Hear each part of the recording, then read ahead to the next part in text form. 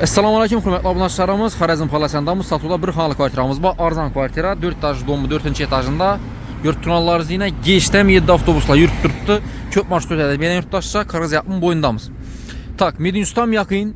Lokasiya vapşe zor. Hipermarket, bazar, dehqan bazar. Yol üstündeki domlanı, arkasındaki ikinci xatar domda.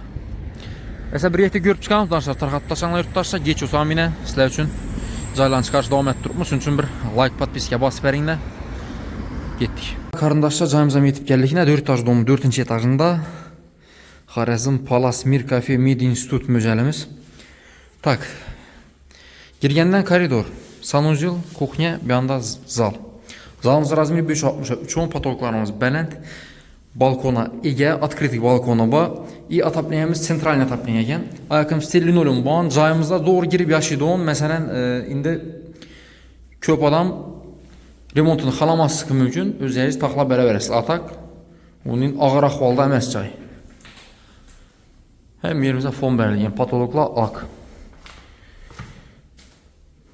Bellərimizdən şu görün şu. Bir anda sanuzil. Şöçüşlə paket koyulgan karanla. Bu nərsəsəm, muhum nərsə. Bir anda kuxnyamiz. Su, svet, gazdan muamma yok. Atapniyəsəm iş yap durubdu.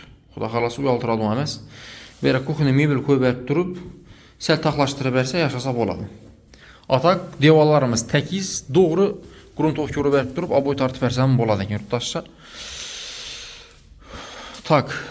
Camımız gördüğünüzle baxasına gelen olsa 225 milyon son üstünde az qınayında kayıtladığın yeri bax. Yavmazın atarı çətib bələdə gəlsin. Tarxatdaşımıza isə like pasiyo sorak qalamız marşrutdan muamma yok. Bakça məktəbən Mərsəba yurtdaşlar. Sağ olunla, baxılınla.